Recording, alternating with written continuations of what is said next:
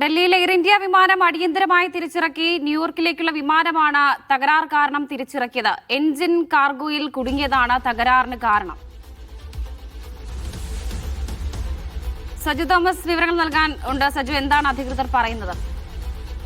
പക്ഷെ ഇന്ന് രാവിലെ, അതായത് വെളുപ്പിലെ 2:30 ഇത്തരം ഒരു സംഭവം ഉണ്ടായിരിക്കുന്നത്. ഡൽഹിയിൽ നിന്നും ന്യൂയോർക്കിലേക്ക് പറന്നുറന്ന എയർ ഇന്ത്യ A350 AI-101 എന്ന് പറയുന്ന വിമാനത്തിന്റെ എഞ്ചിനിലേക്ക് കാർഗോ ഇടിച്ചു കയറിയതാണ് ഇത്തരം ഒരു സംഭവം ഉണ്ടായിരിക്കുന്നത്. അതായത് വിമാനം പറന്നുയർന്ന ഉടൻ തന്നെ പറക്കുന്നതിന് മുൻപായിട്ട് കാർഗോ സാധനം വിമാനത്തിന്റെ എഞ്ചിനിലേക്ക് കയറി എന്നാണ് ഇപ്പോൾ വിമാന അധികൃതർ വ്യക്തമാക്കിയിരിക്കുന്നത്. വിമാനത്തിന് കേടുപാടുകൾ സംഭവിച്ചിട്ടുണ്ട്. എഞ്ചിൻ പൂർണ്ണമായും തകർന്നാണ് ഇപ്പോൾ മനസ്സിലാക്കാൻ സാധിക്കുന്നത്. ഇതിന്റെ ദൃശ്യങ്ങളടക്കം യാത്രക്കാരൻ പകർത്തിയ ദൃശ്യങ്ങളടക്കം സാമൂഹ്യ മാധ്യമങ്ങളോട് പ്രചരിക്കുന്നുണ്ട്. ഇന്ന് രാവിലെ ആണ് ഈ ഒരു സംഭവം ഉണ്ടായത്. അതായത് യാത്രക്കാരെല്ലാം സുരക്ഷിതർ തന്നെയാണ്. ഉടൻ തന്നെ വിമാനം ഡൽഹി വിമാനത്താവളത്തിലേക്ക് ഇറക്കുകയായി. നമുക്കറിയാം, ഇറാനിലെ ആഭ്യന്തര സംഘർഷവുമായി ബന്ധപ്പെട്ട് എയർ ഇന്ത്യ വിമാനങ്ങൾ, അമേരിക്കയിലേക്കുള്ള എയർ ഇന്ത്യ വിമാനങ്ങളൊക്കെ നിർത്തൽ ചെയ്തിരുന്നു. ഇന്ന് 3 വിമാനങ്ങളാണ് നിർത്തൽ ചെയ്തത്. ഈ പശ്ചാത്തലത്തിൽ ഒരു പുതിയ വിമാനത്തിൽ കൂടി കേടുപാടുകൾ സംഭവിച്ചത് കൂടി ആ വിമാനവും താഴെ ഇറക്കിയിരിക്കുകയാണ്. നിലവിലെ സംഘർഷം, അതായത്